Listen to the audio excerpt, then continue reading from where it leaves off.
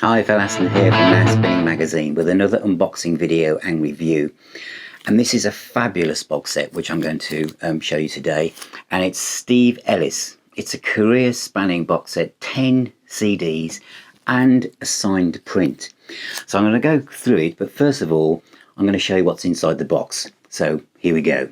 So here is the Steve Ellis Finchley Boy career spanning Deluxe 10 CD box set from Edsel Records, part of the Demon Music Records group. And it really is a fantastic set, which you'll see as I go through it. It contains literally everything that Steve has been involved with. And for the price point, I think this is absolutely fantastic. The design is similar to the Electric Prunes, Iron Butterfly, Pentangle box set, and I really like this kind of design. As I say, there's 10 CDs, and what sets this apart straight away from many other sets you'll find is that this is signed by Steve Ellis. So there's a signed print inside, which I think is absolutely fantastic. The booklet, I shall go through in a moment, is also brilliant. There are 10 discs, absolutely packed with music. We've got The Love Affair 1967 to 69, and I'll go through these when I do the full review in a moment. Steve Ellis, The Lost Masters, which is the solo album that never quite made it, not for many years. Absolutely superb, that is, by the way. The soundtrack from Loot. Ellis, 2 albums are on 1 disc here, which are great. Widowmaker, the album that Steve sang on, plus some live tracks as well. Now, some of you might be thinking, well, that's not the album cover. The reason they've done that is because these are packed full of music from everything that they could literally find. The Last Angry Man, which is a great album. Basement Days, again, superb. Best of Days. There's just so much stuff on here. The 10 Commandments, and the most recent album, Boom Bang Twang, which is great. And then the booklet, which is something else really, and I'll explain as I go through it. And you can see that so many people, so many labels and music publishers have been involved in getting clearance for all of this. But it really is a labour of love. It really is. Now, if you're visually challenged, this is very small font, but it doesn't matter. This is a proper essay. I mean, sometimes I see box set booklets and they kind of like skim over the top with the main kind of stories, but this is full of detail. I mean, you can tell, can't you, even though you can't see that probably on your screens. This is full of detail. And I've said before that, box sets like this, you can immerse yourself in the artist and explore something perhaps you didn't know. Here's Steve with Paul Weller. But the amount of music on here and the amount of background information, I've learned a lot, and I've enjoyed immersing myself in this box set. There is so much stuff on here. Absolutely fantastic. We've even got, like, he did a session with Peter Bardens, so you also got like a prod track on the back of this, the soundtrack from Loot, and it's a great track. You've got bonus tracks, everything you can think of. And Ellis, these are great albums. I mean, just look at these pictures. It's just of the time, but it's just absolutely fantastic. Ellis should have been a lot bigger. And there you see you've got Widowmaker and the album cover. You probably are more familiar with, but so they, the album covers are in here if you want to see them, plus all the single covers. But it's just fantastic. This box set is packed 10 discs and lots of information, as you can see. Absolutely brilliant. So that's the box set, and now we'll talk about what I actually think of it myself. So that was a quick look inside the Steve Ellis box set, and now I'm going to talk about what I think about the music and this box set in itself. And I'm going to say straight away, it's probably on the list for my top box sets of 2022. It really is. Now, well, I've said this before, I love box sets which enable me to just dive in to an artist's back catalogue and through the booklet and the imagery, just immerse myself and be part of that story. And this is especially true with artists and bands where I may have missed out on a lot of their key material first time round because my money only went so far. The kids in my peer group were buying Zeppelin and Purple and Free, Bad Company, and there was only so much resource really. And it's a bit like the Vinegar Joe box set review I did recently. Missed out on completely first time round, and now this is another box set which allows me to immerse myself in some fantastic music. Now, it's not all new to me because my experience and journey to the music of Steve Ellis was in 1976, and it was through the Old Grey Whistle test, and it was when Widowmaker appeared on there. They were a new band, seen as a new supergroup, and they did 2 songs, which I think was On the Road and Ain't Telling You Nothing. Ain't Telling You Nothing is a fantastic rock song, absolutely fantastic rock song. And Bob Harris said, supergroup featuring, Steve Ellis's new venture, and I was thinking, because my focus was on Ariel Bender from Mold Hoople. But if only I'd have explored going backwards then, I'd have realised that my love of vocalists like Paul Rodgers, Steve Marriott, Humble Pie, Jess Roden, Chris Farlow, you can say Rod Stewart, Robert Palmer, that kind of like blues boom, rock blues period from the late 60s, that Steve Ellis was part of that, and I missed out first time round on some awesome music which I am now really enjoying in this box set. As I said, this is just packed full of stuff. Brilliant box set, and I'm just going to quickly go through some of this stuff because this is as I was playing, I've been playing these discs, I didn't want it to end. I've enjoyed it so much. The Love Affair is the first disc from 1967 to 1969. And I think 1968, The Love Affair, it was their time.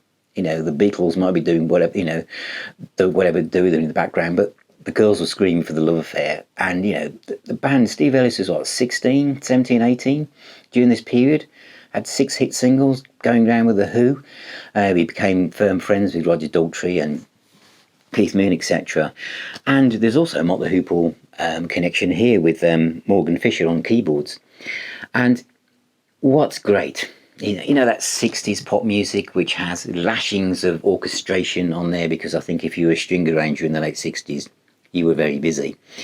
But it's listening to how Steve's voice morphs from pure pop to become this more soulful, gentle, raspy kind of rock overtones as you go through, literally 24 tracks on this. And there's a version of Hush, which of course was a hit for Deep Purple by Joe South. And that's the other thing, in those days, a band will have a hit with a track and someone else would say, should we cover that? And they would have a hit with it as well. And whereas now, if someone covers an old song, it usually is an old song from 10 years plus away. But then lots of songs were covered by various different bands. And it's a great version of Hush. And again, it has a great Hammond organ solo on it. Because all bands had Hammond organ, and I love Hammond organ. But Tobacco Road's on here, and it's wonderful watching their development. As bands around that time were looking at what was going on in the musical landscape and thinking things are getting heavier, things are getting rockier, more complex, and should we go in that direction? And you can tell as the band became more of a kind of a heavier kind of sound towards the end of this. The next disc is this one called The Lost Masters, and this wasn't released, looking at the booklet here, until 2013. It was a solo album, but Steve Ellis was thinking maybe he wanted to be in a band again. He didn't want to be a solo artist. But there are 22 tracks on here. 22. And it's brilliant. There's a version of Sympathy by Ray Bird, the single Evie, and a version of Gimme Shelter by the Stones. But his voice is just beautiful, soulful, full of feeling. The songs, the remastering makes it sound like they were recorded last week. And this was, I say, the second disc in. And as I was listening to it, and I just thought, I don't want this to end. I just thought, this whole world is opening out in front of me. To the kind of music that, that at the time I wouldn't have listened to, but now my musical horizons are so broad. And this fits in with the story of all those vocalists I mentioned at the start, that Steve Ellis is a part of that. And he obviously also worked on this Steve Marriott tribute, a couple of concerts as well. It was, very close to him, very similar voice in some ways.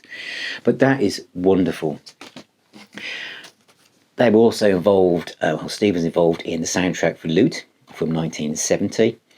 And so the whole soundtrack is here, and there was a hit with More and Loot's the Loot. Very kind of typical kind of late 60s, 70s kind of soundtracky stuff, songs, etc. But because everything is packed on these discs, they've literally gone through like with complete OCD detail. What else was going on that time? Well, he did a track with Peter Bardens. He was thinking about moving towards, Camel, etc. And this is like a prog track. It's about 2 minutes before Steve starts singing. It's, you can see where Peter was in his head, but Steve sings on it, and they've stuck it on this CD because it was from that period. And it's a great track, it really is. But the two that I'm playing the most, and there's some Love Affair tracks on that as well, some bonus ones, is Ellis. It's 2 albums on one disc here, which doesn't bother me at all because the box is packed. But this is like this with the album, the first one, which was called Sitting on the Crest of a Slump, Riding on the Crest of a Slump even, was produced by Roger Daltrey. And it's brilliant. It's the kind of music that I wouldn't have, it's a bit like I said earlier, I missed out on Vinegar Joe because it wasn't hard or heavy enough for where I was in my mind then. But like tracks like Doomo, which he covers several times throughout his career, and the track Angela, which has got such a great jam feel, like a bit Allman's kind of soul rock feel, and Why Not from 73. Again, I played this, I just let it roll through. I just loved it. I just and now I understand. And his voice, I can understand now why Bob Harris was saying, Widowmaker featuring, great rock soul vocalist Steve Ellis, because I should have been listening to that, which I am now, of course. And then my entry point, which for many people probably be similar, is Widowmaker. And it's very Bowie, Ronson type cover there. And it's a great album, and obviously how Steve Ellis just put on his heavy rock vocalist shoes and just went with it, and his voice is fantastic. It really is. And there's some bonus tracks on here from Paris Theatre in London, introduced by Bob Harris, and there's a cover version of El Doomo from Ellis, which is fantastic. I hope the whole of that concert exists, because you realise just how good Widowmaker were as a live band. Absolutely brilliant. But I thought that was going to be the high point of this box set, because it's what I knew. It's just part of a multiple series of high points to me. And the next one, The Last Angry Man, is actually one of my high points. Released at the year that punk exploded in the UK, and Steve basically probably feeling that it wasn't going to make it, bails out of the music industry at this point, and also it hitting really hard that Keith Moon had passed away, one of his mates. But this again is a superb album. My favourite track is Rag and Bone, which I played several times when I went through it. His voice is soulful, full of feeling, and it's a fantastic album. It says in the sleeve notes of its time, but I think it's timeless personally. He then heads off down to Brighton, gets a normal job as he's disillusioned with the music business, starts getting a regular pay packet, which is unusual for, if you're involved in music, as he says in the booklet. And just when he starts to feel about coming back to the music business, he has an industrial accident where he breaks both feet with a forklift truck, and which means he has to literally relearn to walk over several years, takes up martial arts to try and help with his balance. And so when he does get back to music, he's basically recording things but not performing. And that's where this disc comes in, which is the Basement Days. Now, some of these are demos, but they don't really sound like demos. They sound like having Steve Ellis in your living room with his mate. And his mate, which is, we'll have a look in the booklet, is Eric Wright on guitar. And I mention that because it's not a name that I'm that familiar with, but God, does he rock. There's a track on here called Hot Lips. There's a demo, there's an alternative mix, and there's the main single. I don't think it was ever released officially, but the guitar playing is really metal, really. But as a lot of guitar, if you had guitar on your track in the early 80s, good chance it was going to be influenced by rock, and it certainly was. And the guitar on all of these tracks is pretty rocky. So, and his voice is great, and I really enjoyed that as well. Then we kind of flash forward to 2008 then for the Best of Days. And there's, again, lots of extra tracks. There's a dance mix, which I really like the production of. And another version of Doomo is on here.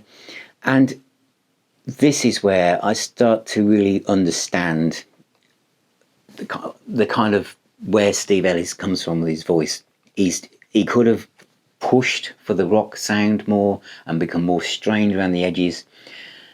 But Steve loves music. He loves singing. It's about the music, and he just loves songs, and he just loves singing them. And his voice is so soulful and so relaxed, and you just sense that he just loves singing like this. And then the 10 Commitments from 2011. This has got a bonus track, War Train, and you've also got some tracks from the Steve Marriott Memorial Concert in 2001, which is wonderful. And again, great soulful stuff. And then Boom Bang Twang, which had a lot of help from Paul Weller's on it, and Classic Rock Magazine said Steve Ellis's solo career is coming round, full circle. And there's some extra tracks on here as well, and a 2021 recording with Paul Weller. But again, what you get from this, because it's interesting, Classic Rock kind of gave it one of their albums of the year, because it's not rock, it's just joyful, soulful music. And Steve's now in his early 70s, but his voice is just immaculate. There's no deep tuning or anything going on here. This is a man who just loves music and just loves singing, and the transference of emotion from one human to another is music, is it not? And Steve Ellis does it perfectly on this. And so, as I said, it's one of my favourite box sets so far this year, and there's lots of things I could have picked or will pick, who knows, but I've just enjoyed this. It's exposed me to some albums I should have been more aware of, but it's also I feel included in the story, and also well done to the Demon Music Group and Edsel Records for doing this, and the fact that there's a signed print. And fantastic. 10 discs, probably equivalent of God knows how many extra albums, but just brilliant. So, highly recommended. Steve Ellis, the box set there, career spanning box set called The Finchley Boy. So thank you for watching. Thank you for being part of the Now Spinning Magazine journey. If you want to help more, then please look at becoming a patron. Take care, stay safe, and I shall see you on my next video.